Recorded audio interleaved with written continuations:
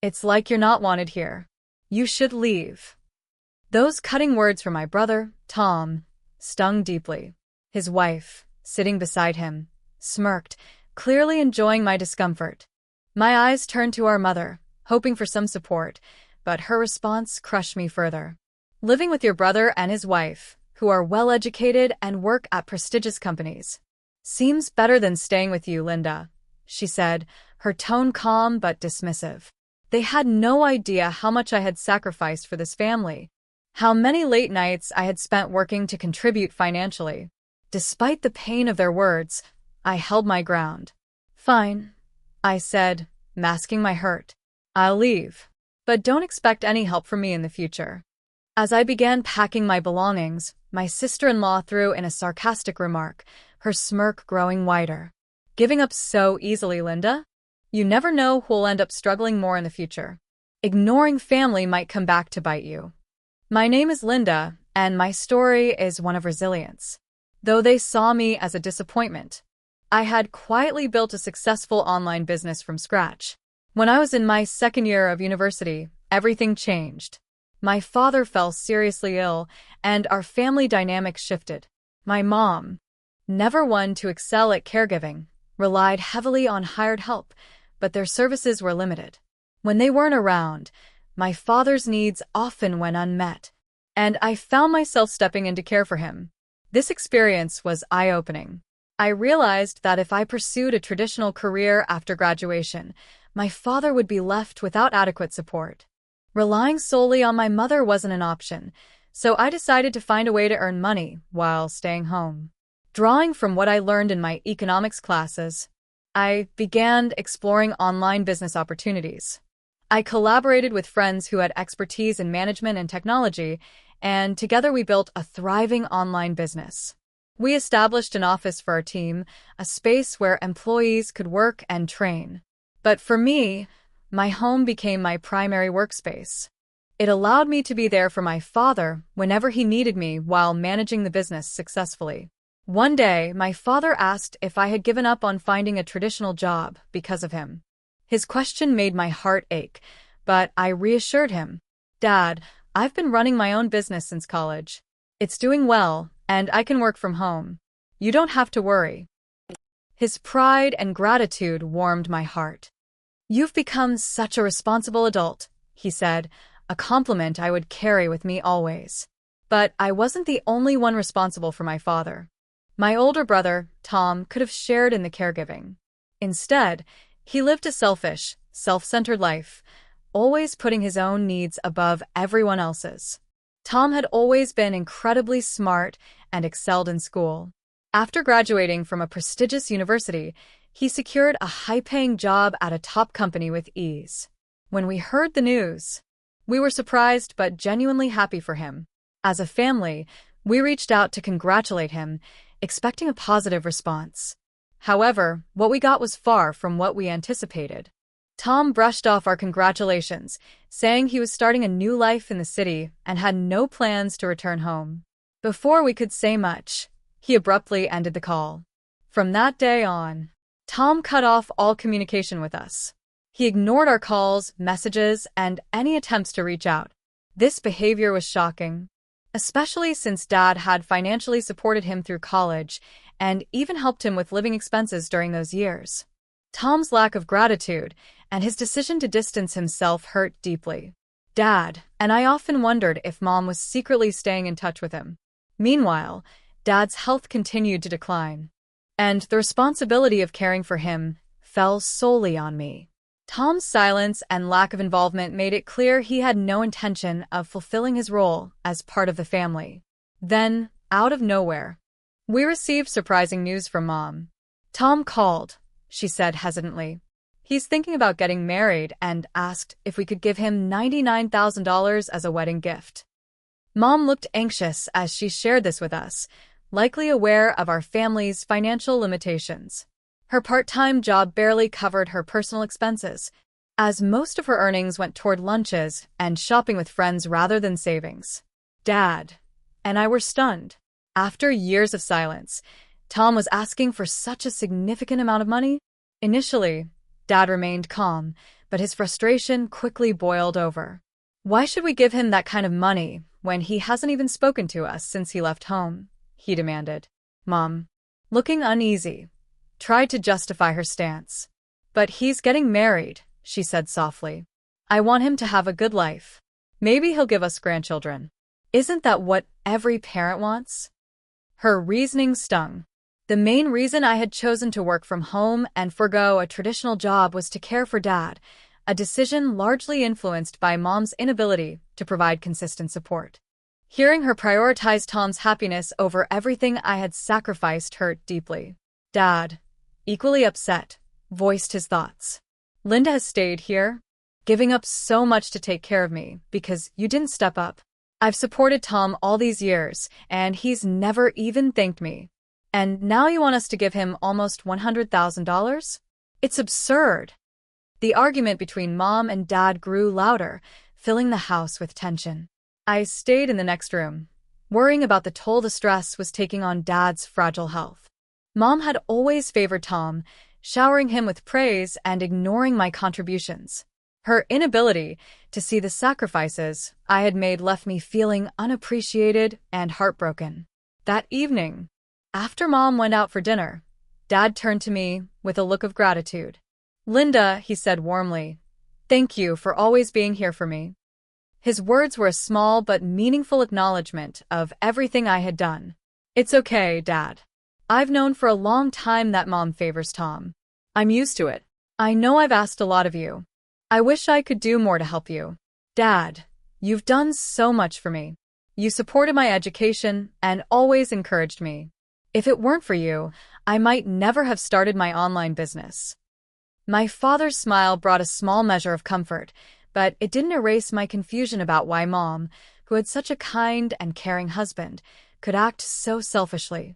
And Tom, who had avoided us for years, suddenly demanding a large wedding gift, was hard to stomach. Then came the most shocking event of all. One quiet morning, I found my father motionless. Panic surged through me as I called an ambulance, but it was too late. My dad had passed away. The grief was overwhelming, but it was heartening to see so many people attend his funeral to pay their respects. It was a testament to the love and admiration he had earned throughout his life. Normally, Mom would have been the one to organize the funeral. Instead, she claimed she was too busy and left everything to me. I tried to focus on honoring Dad's memory, but I couldn't ignore the resentment building inside me. Mom spent most of the time glued to her phone, barely acknowledging the weight of the moment. It felt like she was more concerned about trivial distractions than mourning the loss of her husband. Then, in the middle of the funeral, something unexpected happened.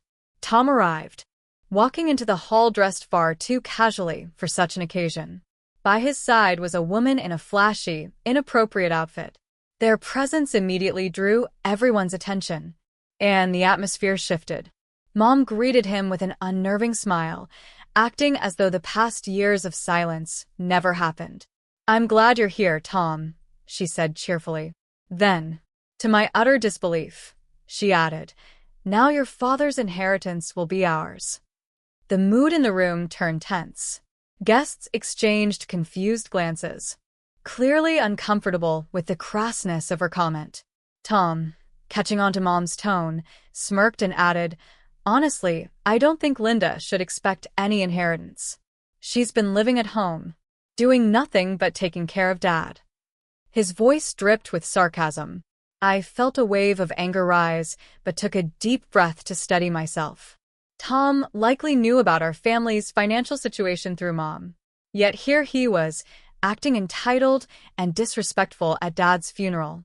The truth was, whether there was any inheritance left after Dad's care expenses was uncertain. Dad had worked hard all his life, but the cost of his medical care had been significant. Still, making such comments during the funeral was a disgrace to Dad's memory.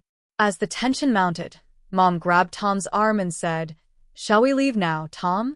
We'll get the inheritance anyway." I looked at the woman beside Tom, who I realized must be his wife. Her demeanor mirrored his, self-absorbed and indifferent. It was clear they were cut from the same cloth. Without waiting for anyone's response, The three of them left, with Mom casually suggesting, "Let's go get some sushi." Their departure left the room in stunned silence. Some relatives whispered their disapproval, while others shook their heads in disbelief. "Let's stay composed for Dad's sake," I urged, swallowing my frustration. Despite the bitterness I felt, I focused on honoring my father's memory. This was his day, and nothing, not even their disgraceful behavior, would take that away. Returning home from the funeral, I was greeted by a dining table cluttered with 3 empty sushi boxes. The sound of laughter and chatter spilled out from the living room. Mom, Tom, and his wife Jessica were casually drinking, their mood completely at odds with the solemn day we had just endured. "Hey, you're late, Linda. Can you make us some snacks and bring more alcohol?" Tom slurred, waving his empty glass at me. I froze, shocked by their insensitivity. How could they be so thoughtless, especially on the day we buried Dad? Even after seeing the disapproving stares of our relatives at the funeral, they carried on without a shred of awareness. And Mom, the one person who should have intervened, was sitting among them, laughing as if nothing had happened. I kept my composure, even though my frustration bubbled beneath the surface. If I hadn't been there to organize the funeral, would they have bothered to honor Dad at all? "There's no inheritance for you," I said firmly, my voice steady but tinged with anger. "And I'm not fetching you more drinks or snacks." Tom, visibly drunk, glared at me, his irritation growing. "What do you mean, Linda? You've been living here, doing nothing, while Dad suffered. It's only fair we use his assets." The audacity of his words made my blood boil. Dad had supported Tom through college and into adulthood. And yet, he had the gall to talk about fairness? "This house is Dad's, right?" Tom continued, his words slurring. "As the eldest son, it should be mine. Why is someone like Linda, who's done nothing, still living here?" Mom nodded in agreement, siding with Tom without hesitation. The warmth she had once shown me was gone, replaced by cold indifference. I'd feel more comfortable living with my son and his wife, who've done so well in life, than with you, Linda, Mom added, her words like a slap in the face. Their blatant disregard for everything I had done for our family left me feeling hollow. I sighed, keeping my voice calm despite my hurt. "Fine. I'll leave. Just don't expect anything from me again." As I packed my belongings in my room, I could hear Jessica's mocking voice echoing through the house. "She's really poor, isn't she?" she sneered, and the sound of their laughter followed. Sharp and cruel. I clenched my fists, bitterly smiling to myself. Yes, they might see me as the most pitiful one right now, but they had no idea about the truth. This house, the very one they were trying to claim as Tom's, had been legally entrusted to me by Dad long before his passing. It wasn't just a house, it was his way of protecting me, ensuring I had a place to call home. But seeing their behavior, Mom's coldness, Tom's entitlement, and Jessica's scorn, I realized I couldn't continue living here. This house was filled with memories. But those memories were now overshadowed by pain and betrayal. Living alone in a house so large felt lonely, and the idea of maintaining it was daunting. I made up my mind. I would sell the house. It was time to start a new chapter of my life, free from the burden of these toxic relationships. Hearing my mom's sudden accusation, I took a deep breath, steadying myself. It was time to set the record straight. "Yes, Mom," I began calmly.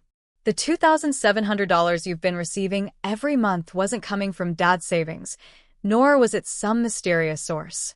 It was my money." Tom and Jessica turned to stare at me, their faces a mix of shock and confusion. "What do you mean, Linda?" Tom asked, his voice sharp with disbelief. "You've been giving Mom money this whole time?" "That's right," I said, meeting his gaze steadily. "When Dad's savings were gone, I started contributing $3,000 a month to keep the house running. I've been doing it for years, quietly, without asking for recognition." Mom's face turned pale, and she stumbled back into a chair. I didn't know," she stammered. "You never said anything, Linda." "Of course I didn't," I replied, my tone steady but firm. "Because it wasn't about gratitude or acknowledgement.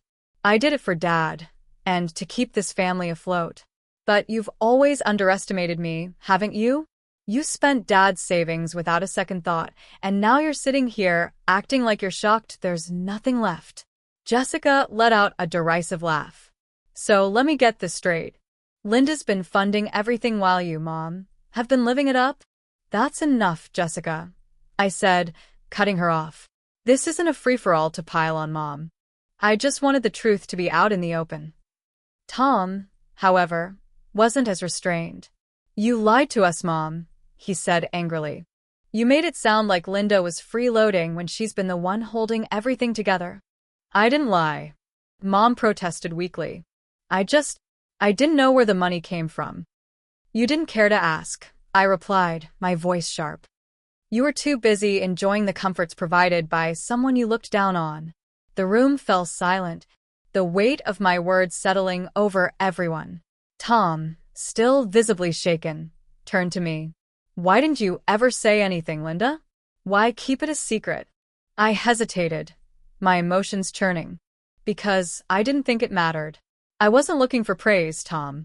I just wanted to do what Dad would have wanted, keep this family together. But seeing how things are now, I realized that was a mistake. Mom sat quietly, her head in her hands, while Jessica glanced nervously at Tom. Finally, I stood up, grabbing my packed bag. I've made my decision. I'm leaving. The house is being sold, and I'll send you a portion of the proceeds to find somewhere else to live. But I'm done being the scapegoat, the bank, and the one everyone assumes will just take care of everything. As I walked toward the door, Tom called after me. Linda, wait. I turned back, my eyes meeting his. No, Tom.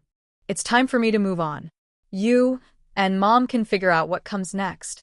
For once, it's not my responsibility. With that, I left the house, closing the door on years of resentment, sacrifice, and thankless efforts. It was time to start a new chapter, one where I prioritized myself for a change. I couldn't help but feel a twinge of pity when I heard about their situation. Even though they had treated me poorly, it was hard to ignore the fact that they were family. But the choices they had made were theirs alone. And I was no longer responsible for fixing their mistakes. My new life abroad was everything I had hoped for, and more. I moved to a small, vibrant tropical town, surrounded by pristine beaches and a warm, welcoming community. My online business continued to thrive, allowing me the financial freedom to live comfortably and explore my surroundings. In my free time, I took up scuba diving and painting, two hobbies I had always dreamed of trying but never had the time for. My days were filled with peace and discovery, a stark contrast to the chaotic environment I had left behind. Occasionally, I'd get updates from my uncle about my family struggles. It seemed like they hadn't learned their lesson, continuing to live beyond their means while piling up more debt. My brother and his wife were still working part-time jobs, and my mom had grown increasingly dependent on them for support. Despite this, I didn't feel any urge to reach out. I had given so much of myself to them in the past, only to be taken for granted. Now it was their turn to figure things out on their own. One evening, while watching the sunset from my balcony, I reflected on everything I had been through. Leaving my family and the house wasn't easy. But it was the best decision I could have made for my own well-being. For the first time in years, I felt truly free to live life on my own terms without the weight of their expectations dragging me down. I often thought about Dad during these quiet moments. I hoped he would have been proud of me for finding the strength to stand up for myself and create a life I loved. His encouragement and belief in me had been my foundation, and I carried his memory with me wherever I went. As I sipped on a cold drink and watched the waves crash against the shore, I realized I had no regrets.